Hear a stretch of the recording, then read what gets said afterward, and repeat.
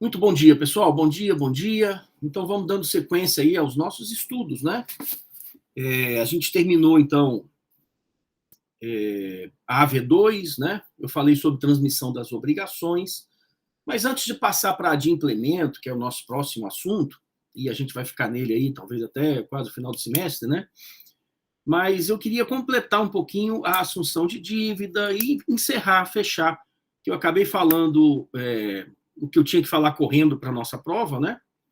Mas vocês devem estar lembrados que a gente viu cessão de crédito, que é quando o credor resolve transferir o crédito que ele tem para alguém, e a gente viu a assunção de dívida, que é quando alguém assume o polo passivo, né? Ou seja, alguém fica no lugar do devedor na mesma obrigação, né?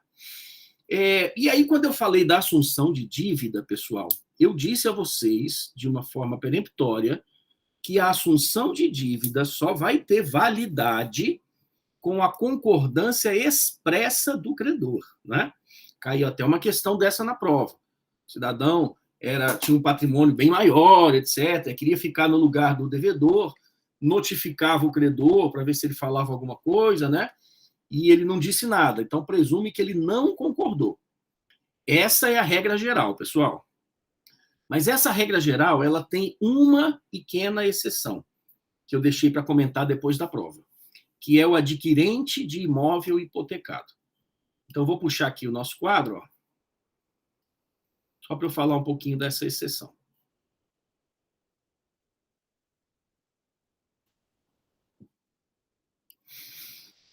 Bom, esse quadrinho aqui eu já coloquei, está lá no AVA, tudo, que era inclusive para a nossa prova, né? Ó, sessão de crédito, com as regrinhas, assunção de dívida. Olha aqui, ó. O que eu botei aqui, ó? Deixa eu só aceitar o povo aqui.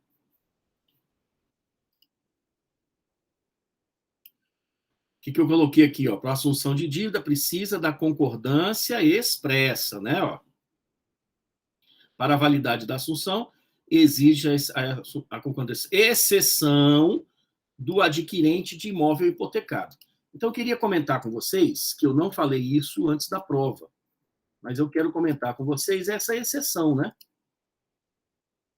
Olha lá. Eu vou pegar aqui, pessoal, a mesma obrigação aqui de cima. Então, é Pedro deve 10 mil para o João. Ó, vou botar aqui, ó. Pedro deve 10 mil para o João.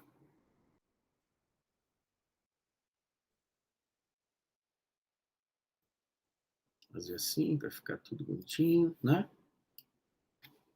Pronto, olha lá. E aí aqui, ó, vocês viram que eu coloquei aqui um fiador, né? A gente viu que a garantia, ela não continua existindo, porque o Pedro foi embora, né? Aí agora, só que em vez da garantia do fiador, eu vou colocar aqui, ó, uma casa. Estou até do lado de cá, ó. Uma casa. A casa, vamos supor que ela custa 100 mil reais. Ela está hipotecada. Então, eu mudei a garantia agora, entendeu? Eu tenho que Pedro deve 10 mil para o João, e para garantir o pagamento dessa dívida, tem essa casa aqui, ó, no valor de 100 mil reais. Logo de cara, eu posso dizer que, muito com certeza, o João recebe a dívida, né? Que a dívida é 10. Ele tem uma casa como garantia, que vale 100 mil, né? Só que essa casa, olha só, aqui o Lucas queria ficar no lugar do Pedro, né? Essa casa aqui, ó, vamos supor que o Lucas resolve comprar essa casa. Né? Então, eu vou botar aqui, ó, ele vai ser adquirente. A gente já viu essa situação, não tem problema nenhum uma casa hipotecada ser vendida, só que ela vai com a hipoteca, né? Ela tem um ônus real gravado nela aí. Então, o Lucas, ele comprou essa casa, por isso que ele é um adquirente de imóvel hipotecado. Ele comprou essa casa por 100 mil, tá certo? Aí, nessa situação, nessa única situação, o legislador entende que esse Lucas aqui, ó, porque ele acabou de comprar a casa, ele vai ter muito interesse em ficar no lugar do Pedro. Eu também concordo, né? Se você acabou de comprar uma casa por 100 mil e essa casa está hipotecada por uma dívida de 10, você tem muito interesse em ficar aqui no lugar do Pedro, é verdade. Por quê? Porque se o Pedro não pagar essa dívida, o João vai atrás da casa e toma o imóvel, né? Então, nessa única situação, ó, vou botar aqui a observação, né? Ó, essa única situação do adquirente de imóvel hipotecado, tá? Vou colocar o aqui, ó. O adquirente de imóvel hipotecado pode notificar o credor dando-lhe um prazo de 30 dias para manifestação. Se o credor nada falar, ou seja, se ele ficar silente, né, o legislador presume a sua aceitação. Tranquilo?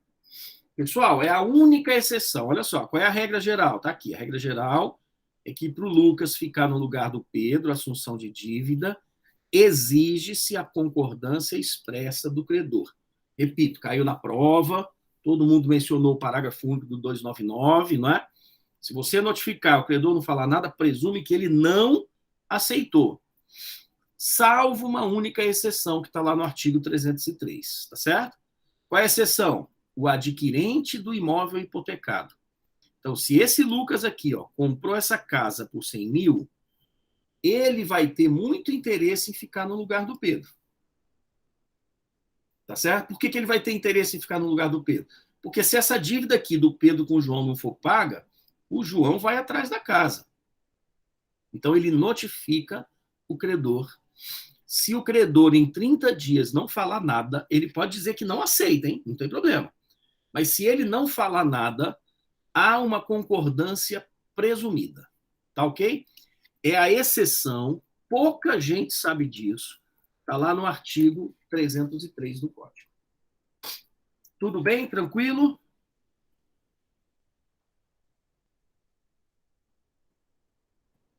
Pessoal, me dê só um feedback aí. Tudo certo?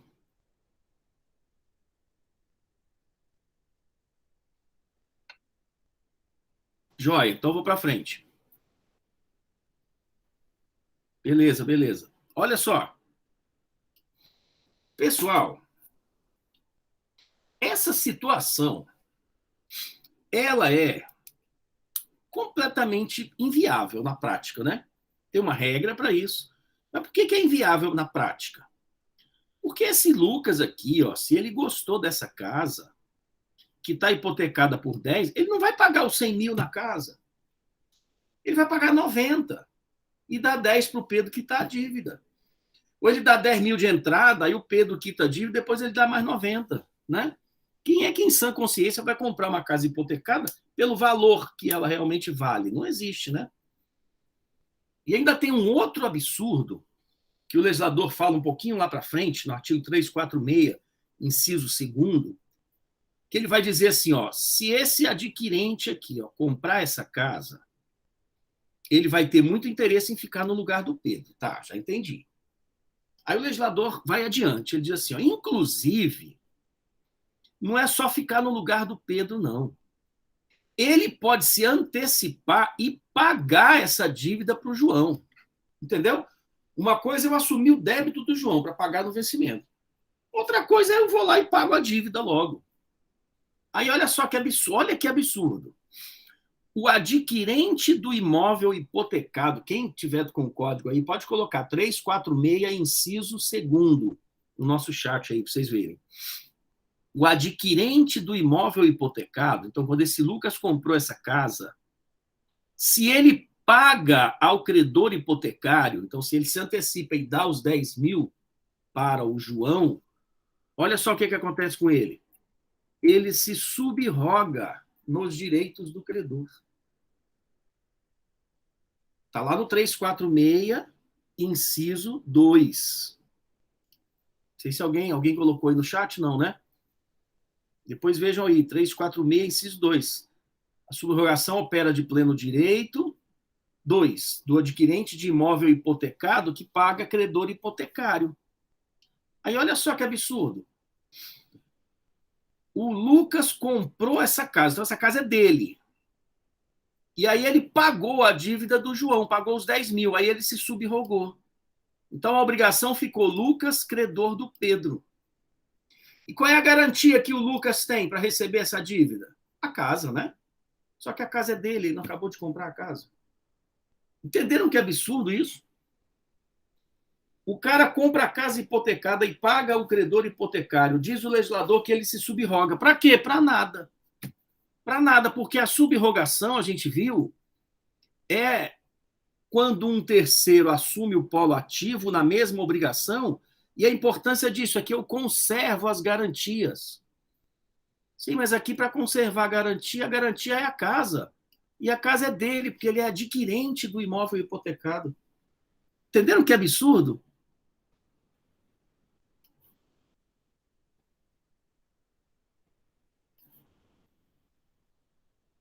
Pronto, Laura, tá aí, ó, né? Você colocou, ó. A subrogação opera-se de pleno direito em favor. 2. Do adquirente do imóvel hipotecado que paga credor hipotecário. Só essa parte primeira que eu quero. O adquirente do imóvel hipotecado, ao pagar credor hipotecário, ele se subroga. Para quê? Para coisa alguma. Porque ele vai ter como garantia a casa hipotecada, que é dele, ele é adquirente da casa. Esquisito, né? A não ser, tudo bem, até concordo, a não ser que essa obrigação tenha outras garantias além do imóvel, entendeu? Não, tem um imóvel hipotecado, mas tem também um fiador, tá? E tudo bem, aí compensa. Mas só a garantia do imóvel não faz sentido. Tanto que o Silvio Rodrigues dizia o seguinte, dizia porque já faleceu, né? No livro dele. Ele comentava esse inciso 2 e falava assim, olha, essa subrogação é inútil e rara. Inútil por quê? Porque você vai estar subrogado para ter como garantia a casa que você acabou de comprar. Inútil. E rara. Por que rara? Porque ninguém vai comprar imóvel hipotecado sem abater a dívida. Isso não existe. A casa vale 100 mil e ela garante uma dívida de 10. Se você for comprar a casa, você vai tirar os 10, vai pagar 90, e aí depois você quita a dívida, e tudo bem. Então você dá 10, né, para o vendedor, ele quita a dívida, depois você dá os 90. Ninguém vai comprar a casa que vale 100, mas garante uma dívida de 10, você não vai comprar por 100. É um absurdo. Tudo bem? Tranquilo? Pessoal, olha só, uma última reflexão antes da gente passar para o ponto de implemento. Olha só. A gente viu, portanto, nessas aulas, que é possível você transferir crédito, cessão de crédito, é possível você transferir débito, são as assunções de dívida, né? Então, se eu imagino um contrato como um todo, vou botar aqui um contrato, ó.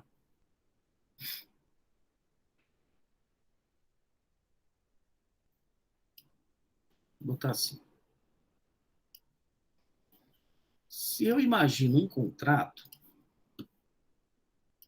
sei lá, eu tô botando vou botar um do lado do outro, eu vou explicar por quê, ó. Vou botar aqui locador e locatário, por exemplo. Locador e locatário. Se eu imagino um contrato, por que eu coloquei um do lado do outro e não coloquei um em cima do outro, como eu desenho sempre, né? Credor e devedor. Porque quando eu penso uma obrigação é um credor e um devedor. Quando eu penso um contrato, o que existe nesse contrato, ele é um feixe de várias obrigações, né? Então, por exemplo, eu posso destacar uma obrigação para estudar, por exemplo, a obrigação que tem o locatário de pagar o aluguel para o locador. Ou então a obrigação que tem o locatário de devolver o imóvel quando terminar a locação. Ou então, ao contrário, a obrigação que tem o locador de entregar o imóvel para o locatário morar. E por aí vai, entendeu? Então, se eu paro para pensar, eu chego à seguinte conclusão. Ó, esse locatário aqui, olha, locatário, ele é credor de alguma coisa? Ele tem créditos? Você consegue destacar uma obrigação onde o locatário é credor? Fala assim, peraí, consigo. Consigo, eu posso imaginar, por exemplo, ó, o locador é obrigado a entregar o imóvel para o locatário, para ele morar, né? Pronto, então ele é credor. Outra, o locador não pode perturbar a posse do locatário, obrigação de não fazer. Por mais que o imóvel seja do locador, ele não pode ficar entrando na casa do cidadão toda hora, né? Se alugou, você transferiu a posse para ele. Então, tem várias obrigações nesse contrato onde esse locatário aqui é credor. Mas e se eu pensar com calma e se eu perguntar assim, olha, mas ele também é devedor de alguma coisa? Será que eu consigo destacar obrigações onde o locatário é devedor? Claro, né? A mais simples que me vem à cabeça. Locatário tem que pagar o aluguel, não é não? Locatário tem que pagar o aluguel, então ele é devedor. Locatário tem que devolver o imóvel quando acabar a locação. Locatário não pode depredar o imóvel. Locatário tem que usar o imóvel para os fins a que se destina e por aí vai. Então, dentro de um contrato, pessoal, o que, que eu tenho? Eu tenho várias obrigações. Em algumas delas, você é devedor, em outras, você é credor. E, basicamente, o contrato é mais ou menos isso. O contrato é uma troca, né? O contrato de compra e venda, eu dou para você o objeto que eu quero vender e você me dá o dinheiro desse objeto, né, que eu estou precisando. É uma troca. Eu dou aula na Unifor, então eu sou devedor. Mas a Unifor paga meu salário no final do mês, aí eu sou credor. Então, na verdade, o contrato é basicamente uma relação de direito pessoal, onde você troca alguma coisa com uma outra pessoa, né? Isso é em regra, né? E tem contratos que você não pede nada em troca, como, por exemplo, doação, enfim. Agora, olha só, se um contrato, o que existem são várias obrigações, em que, em alguma delas, você é credor, e em outras você é devedor, eu pergunto, esse locatário aqui, ó, quando é credor, quando ele é credor, se ele quiser transferir as obrigações dele, ele pode? O locatário, quando é credor, se ele quiser transferir o crédito dele para um terceiro, ele pode? Pode, Pelas, é o que a gente estudou, cessão de crédito, né? Então, esse locatário, ele poderia pegar as obrigações, ou a obrigação, enfim, que ele é credor, ele podia transferir para alguém. Tá certo? Tranquilo. Esse locatário, se ele quiser pegar o débito e transferir para alguém, ele pode também? Ou alguém pode assumir o débito dele? Pode, isso é uma assunção de dívida, né? Foi o que a gente estudou também. Ora, se eu, em uma obrigação, sou ora credor, ora devedor, e se eu posso transferir crédito e posso transferir débitos, eu posso pegar toda a minha posição e transferir para alguém, fazendo uma cessão da posição contratual. Aqui, ó. Cessão da posição contratual. Entenderam? Oi, Leonardo, diga lá. Mas se ele quiser alugar para outra pessoa, ele precisa da autorização do dono do imóvel.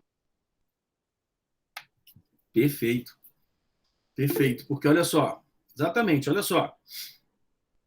Eu vou juntar os requisitos de uma cessão de crédito com os requisitos de uma assunção de dívida, para fazer uma cessão de contrato ou uma cessão da posição contratual. Mas para isso acontecer, como você bem lembrou, eu vou precisar da concordância da outra parte. Por que eu vou precisar da concordância da outra parte? Porque eu estou transferindo débito também. Entenderam? Entendeu, Pedro? Esse exemplo que eu dei aqui, ó, isso nada mais é do que uma sublocação. eu sou inquilino, né? O aluguel tem um preço legal, o apartamento é um apartamento bom, eu fui transferido para uma outra cidade, posso rescindir o contrato. Ou eu posso chegar para o locador e falar com ele assim, cara, vamos fazer o seguinte, vamos conservar, vamos manter esse contrato, eu saio e indico uma pessoa para ficar no meu lugar. Ela vai assumir os créditos que eu tenho e vai assumir as obrigações que eu tenho. Ela vai morar no imóvel a partir daí e ela vai ficar pagando os aluguéis. É uma cessão de contrato ou cessão da posição contratual, como eu prefiro chamar. Entenderam? Sabe Professor, Oi, hoje mas caso essa pessoa atrase o pagamento, quem se responsabiliza? Ou muda também o nome no contrato? Muda o nome no contrato completamente, entendeu? Agora, olha só, Jaqueline, você pode, como o direito pessoal ele é ilimitado, você pode amarrar do jeito que você quiser. Então, você é a locadora. Aí eu cheguei para você e falei assim, olha, eu estou querendo ir embora, mas para o contrato não acabar, eu indico uma pessoa para ficar no meu lugar. Você pode dizer assim, tudo bem, eu aceito essa pessoa, mas você passa a ser fiador dela. Não sei, entendeu? Ah, eu aceito uma pessoa, mas em relação ao aluguel, vocês serão solidários. Você não confia muito nela? Então a gente estabelece uma solidariedade. Enfim, você pode amarrar do jeito que você quiser, entendeu? Agora, em regra, a cessão de contrato significa você vai embora, você não tem mais nada a ver com aquele contrato, e naquela sua posição, naquele seu lugar, entra uma terceira pessoa. Em regra, a partir daí, ela seria responsável por tudo. Entendeu? Agora, o mais engraçado. O que a gente vê no dia a dia? No dia a dia, a gente vê cessão de crédito, assunção de dívida ou cessão de contrato? O que acontece mais no dia a dia? Laura, é feito um aditivo para alterar o nome da pessoa? Sim, pode ser, né? Pode ser feito um aditivo. O que eu estou querendo dizer é que não precisa fazer um novo contrato com a nova pessoa. Se quiser fazer também, não tem problema, né? Mas é possível que aquela pessoa saia, no lugar dela entre uma outra. Qual é o instrumento que eu vou viabilizar isso? Pode ser um aditivo ao contrato anterior, né? Pode ser um adendo, uma cláusula a mais, enfim. Entenderam? Pessoal, eu perguntei qual é, o que a gente vê mais no dia a dia? Cessão de crédito, assunção de dívida, ou a gente enxerga mais no dia a dia são os contratos, onde, na verdade, eu cedo a minha posição para alguém, como, por exemplo, uma sublocação, como, por exemplo, uma subempreitada. Entenderam? Pessoal, no dia a dia, a gente enxerga mais o contrato. Até porque crédito você não vê, você não vê um crédito indo à praia, né, andando por aí. Eu sou credor de algo, você não vê, né? É uma ficção jurídica, é um vínculo jurídico imaginário. Já o contrato, também, Lázaro, perfeito, né? Cessão da posição do contrato como um todo e tal. Depois, cessão de crédito, assunção de dívida é muito mais difícil, né? Verdade. Mas o que a gente vê no dia a dia mesmo é cessão de contrato. Sei lá, eu dou aula na Unifor, eu fui transferido. Aí eu chego lá para a coordenação, enfim, e falo, olha, pessoal, eu vou ter que rescindir meu contrato, não tem jeito, eu fui transferido para uma outra cidade, etc. Mas, como a gente está no finalzinho do semestre, eu posso indicar uma pessoa para ficar no meu lugar. Pronto, simples. Essa pessoa que vai ficar no meu lugar, ela vai assumir as minhas obrigações e vai também receber o meu salário no final do mês. Entendeu? Então, cessão de contrato é muito comum, é muito frequente de acontecer. Só que o legislador de 16 falava só de cessão de crédito. O legislador de 2002 fala sobre cessão de crédito e assunção de dívida, que ele tipificou pela primeira vez. E não fala nada sobre cessão da posição contratual. Não tem um artigo sequer no Código falando sobre isso. E aí a doutrina fala, olha, o legislador perdeu uma grande oportunidade de falar sobre a cessão de contrato, né? Porque ele está fazendo um código novo. Ele tinha tipificado já pela primeira vez a assunção de dívida, poderia ter colocado aí alguns artigos sobre cessão da posição contratual, que é o que mais acontece no nosso dia a dia. Professor, é bom você ter colocado isso aí, desculpa interromper, porque eu trabalho numa empresa em que a cessão de contrato, né, se você quiser mudar a parte, por exemplo, ou mesmo o escopo, ela não é permitida, a empresa não permite que seja feita essa mudança, tem que ser feito um novo contrato. Perfeito. Lembra que cessão de contrato, se eu vou juntar cessão de crédito com assunção de dívida, a outra parte tem que consentir. E lembra também, viu, Lázaro, que a cessão de crédito ela pode ser inviabilizada pelo próprio instrumento, né? Eu posso fazer contigo um contrato onde eu já coloco uma cláusula contratual que eu não permito a sua saída, que eu não permito que você indique outra pessoa, né?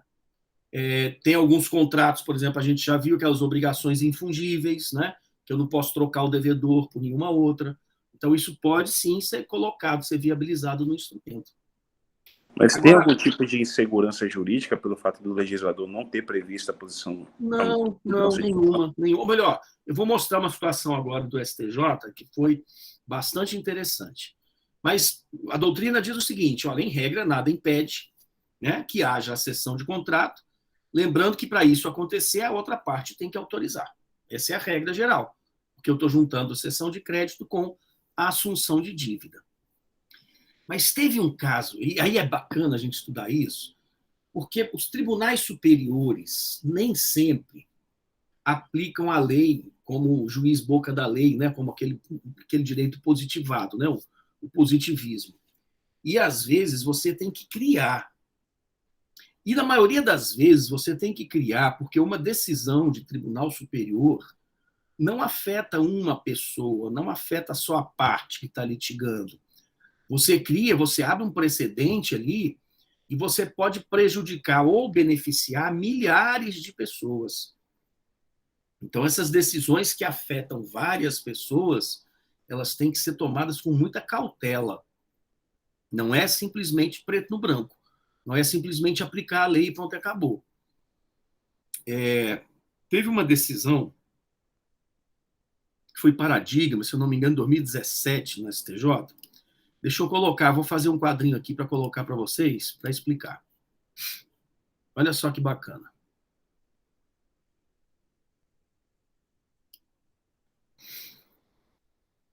Ó, vou aproveitar esse quadrinho aqui que eu já desenhei aqui. Ó. Peraí. Aqui é só apagar isso aqui.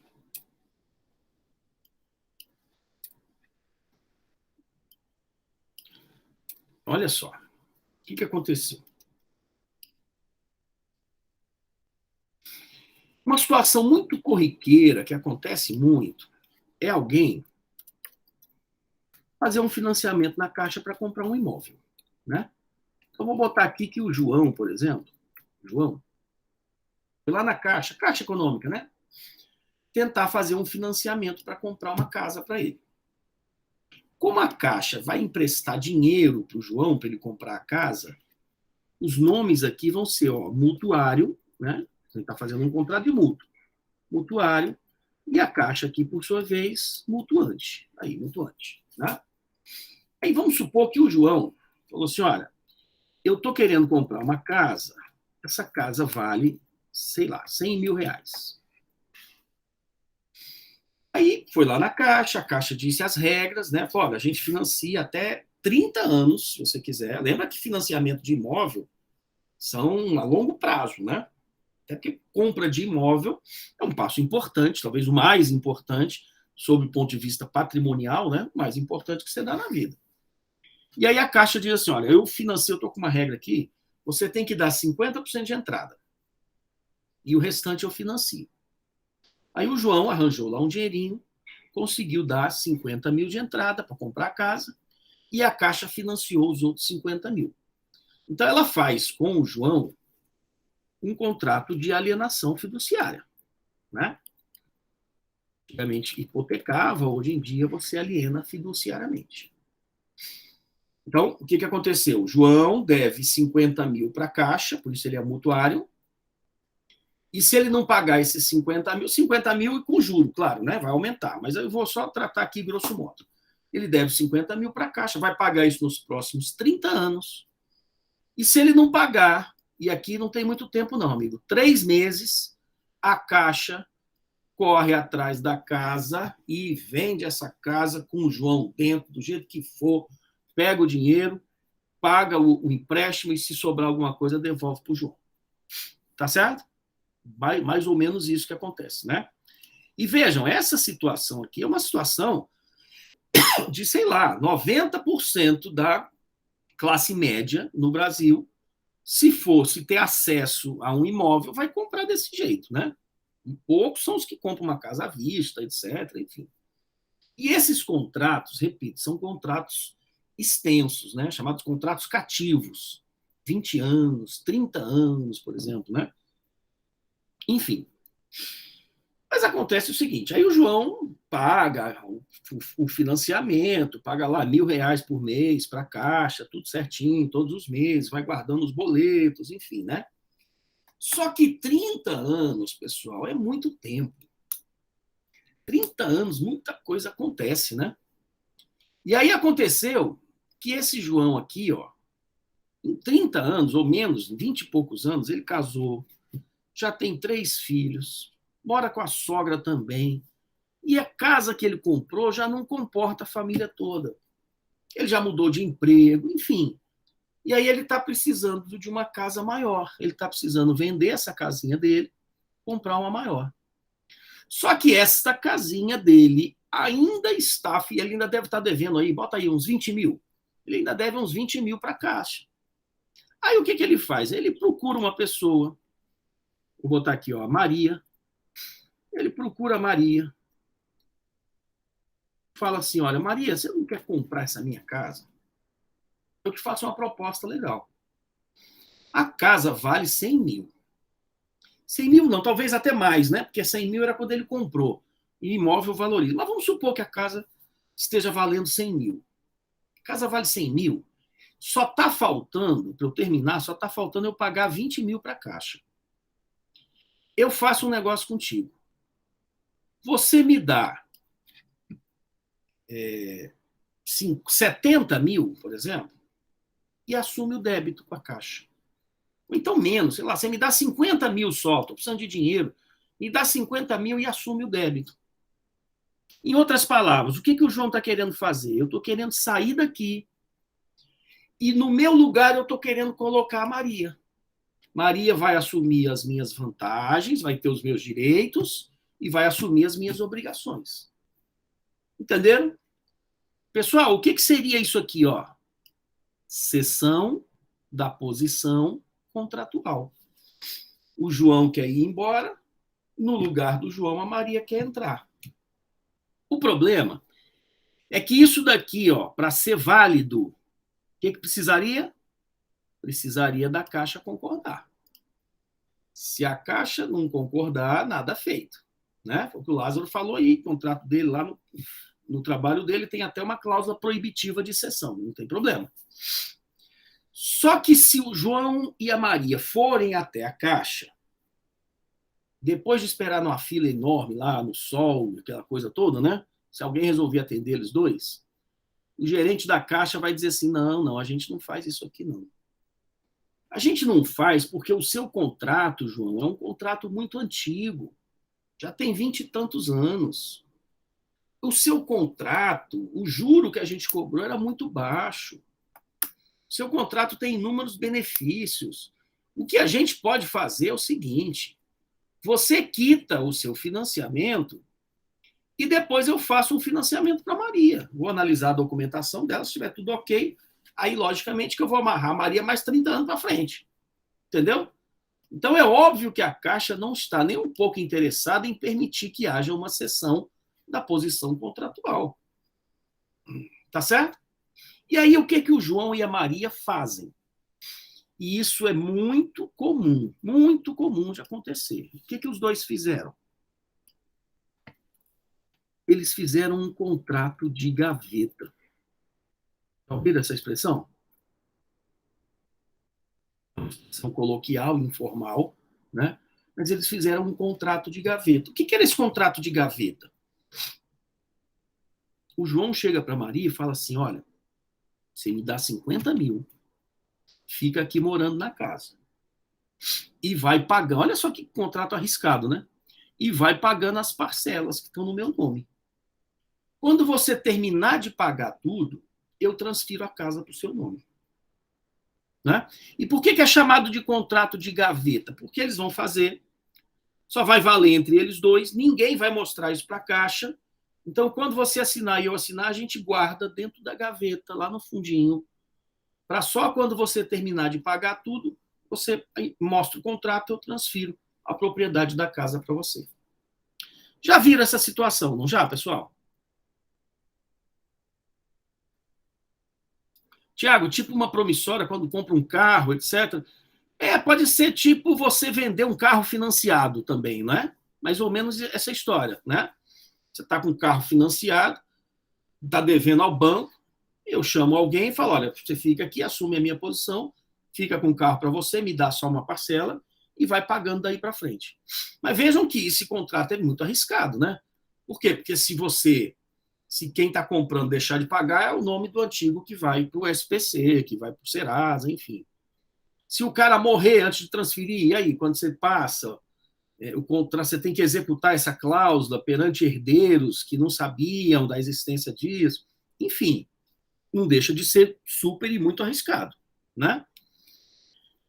Aí, pessoal, olha só.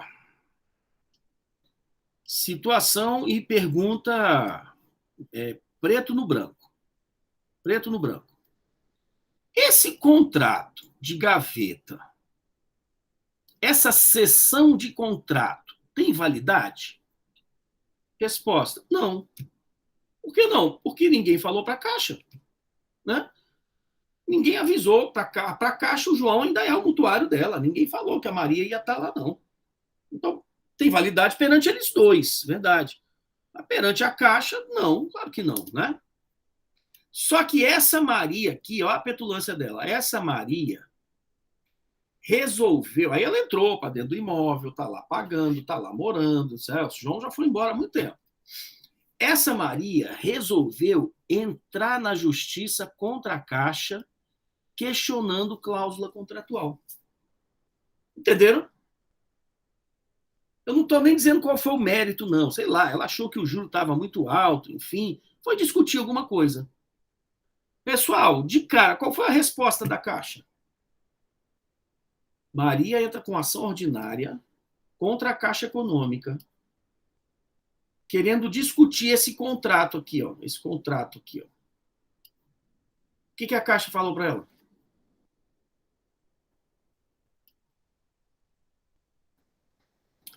A Caixa olhou para ela e falou assim, olha, eu não sei nem quem você é. Não é não? Como é que é o negócio? Maria, pega aí o contrato. Não, esse contrato foi feito com o João. Não sei quem é Maria. Seu juiz, Maria não tem legitimidade para questionar esse contrato comigo. Seu juiz, por favor, eu peço a extinção do processo sem julgamento do mérito. Maria é parte ilegítima para estar figurando no polo ativo dessa relação processual. Né? Claro. Juiz de primeiro grau, pum, extinguiu o processo sem julgar o mérito. Ilegitimidade. Tribunal de Justiça, pum, confirmou. Ilegitimidade. Esse contrato de gaveta aqui não é válido. E esse caso, pessoal, chegou ao STJ. Olha só que bacana. O certo era dizer que Maria é parte legítima mesmo. Né? Porque cessão de contrato só se a Caixa aceitasse. Ninguém nem falou para a Caixa.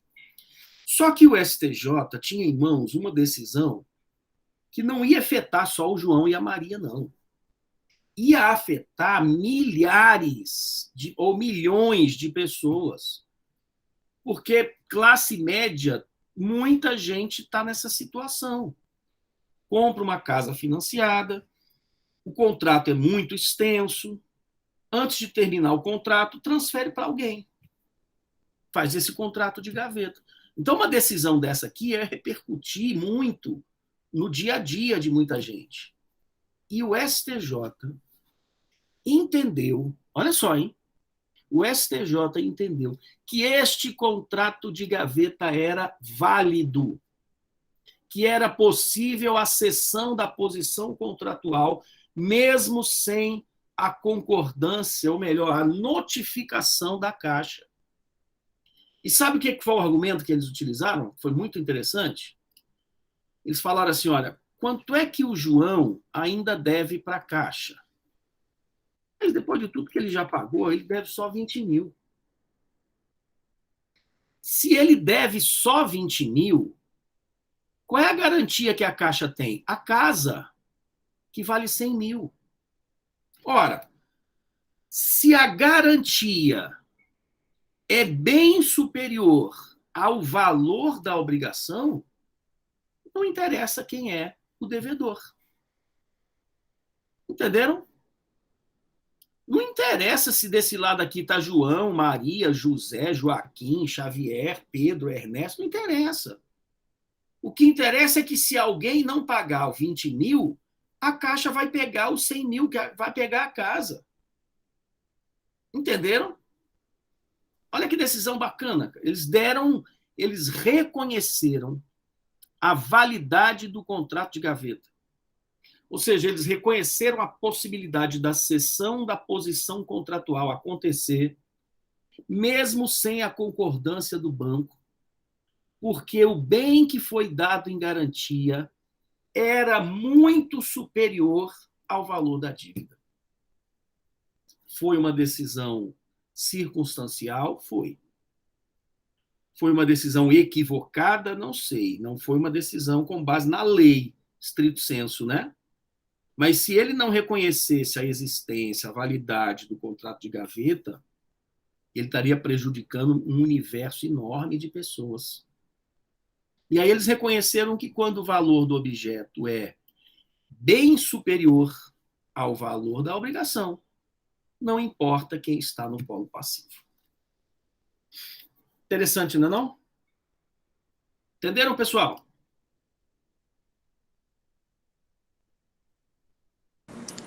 Entendi, mas isso aí contrasta com nosso aprendizado aí da AV2, né? Não sei, é só para a posição de contrato ou também a questão da notificação do devedor, no caso do credor, né? O credor deve ser notificado e tal. Bate tem mais, viu, Lázaro? Interessante a tua colocação. Porque expressamente o 299 do Código Civil exige a concordância expressa, né?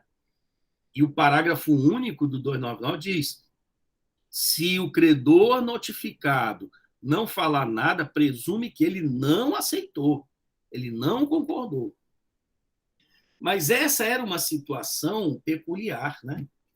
Essa era uma situação que, se você não reconhecesse o contrato de gaveta, você... É mais ou menos poder que é dado ao STF, por exemplo, para modular os efeitos de uma declaratória de incondicionalidade. Olha que poder é esse, que o STF pode dizer assim, ó, essa lei é inconstitucional, mas ela vai ser inconstitucional só a partir de janeiro de 2022, para não prejudicar os contratos, as relações que já foram feitas até então. Não tem isso, os efeitos modulares da declaratória de constitucional ou de inconstitucionalidade? Né? É muito poder, né? É muito poder. Por isso que eu falei dos tribunais superiores.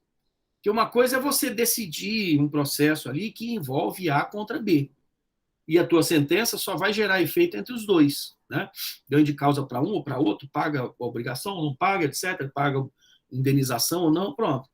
Outra coisa é você dar uma decisão e abrir um precedente, né? Complicadíssimo. Entenderam? Tranquilo?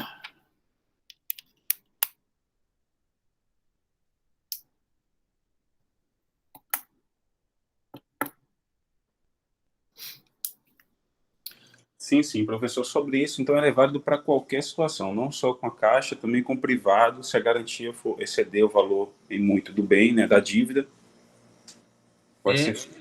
é uma tese, né? É uma tese. O STJ adotou esse entendimento nesse caso, né? Mas a regra mesmo qual é? Cessão de contrato tem que ter a concordância da outra parte. Vai querer sublocar o imóvel? Tem que pedir autorização para o locador. Entendeu? Essa é a regra geral. Ali foi uma decisão circunstancial que eu não considero de toda errada, muito pelo contrário, porque Tribunal Superior, às vezes, tem que julgar dessa maneira, né? Porque abre-se um precedente, enfim, né? A canetada ali dos ministros, ela interfere na vida de várias pessoas. Nas próximas aulas eu vou falar um pouquinho sobre teoria da imprevisão. Teoria da imprevisão também o STJ inovou, né? Ele tomou decisões que foram não contrárias, mas elas não estavam em consonância com o que determina a lei. Mas foram decisões que teriam que ser tomadas dessa maneira, porque senão você quebra o banco, quebra o credor, né? Rebeca, para toda regra vai ter uma exceção, acho que é por aí, né? Por aí. Agora, é aquele negócio, né? O que é mais simples, né, Lázaro? É você ser um positivista. O mais simples é o juiz boca da lei. É você pegar o que a lei diz, pode, não pode, certo ou errado. Isso é o que é o normal, não. Isso que seria o mais cômodo. Certo? Só que a lei não vai ter resposta para tudo, e às vezes, quando ela te dá a regra, essa regra talvez não possa ser aplicada naquele caso concreto, dependendo da situação, enfim. E isso abre-se uma certa insegurança, com toda certeza, né? Ao abandonar regras e adotar princípios, você tenta dar uma completude ao ordenamento jurídico, você tenta ser mais justo, mas, ao mesmo tempo, isso gera uma insegurança muito grande. Entendeu? Isso a gente vai comentar isso mais profundidade nas próximas aulas aí, quando dentro de pagamento, a gente falar sobre teoria da imprevisão, sobre o princípio da boa-fé objetiva, que eu quero falar com vocês, embora seja matéria de contratos, mas eu não me furto de tratar aqui, enfim. Tá ok? Pessoal, eu não quero adiantar muito a matéria de hoje, não. Eu ia até entrar em adimplemento logo. Mas, como eu acabei me demorando um pouquinho para a gente finalizar essa parte de transmissão das obrigações, quinta-feira eu mudo o assunto completamente e a gente começa a falar sobre adimplemento das obrigações. Então, aí a gente já viu as obrigações, as espécies obrigacionais. Agora a gente vai estudar um momento do cumprimento da obrigação, que é o adimplemento das obrigações. E, basicamente, muito do que eu for falar aqui a partir de agora, a gente já viu, isso aqui é bacana também, porque quando a gente vai chegando para o final do semestre, muitos assuntos, a gente já vem discutindo esses assuntos em outras situações. Então, muitos dos assuntos que eu vou falar agora são situações que a gente já viu. Talvez não com o aprofundamento que a gente vai dar a partir de agora. Tá ok? Vou terminar aqui a minha gravação da aula de hoje.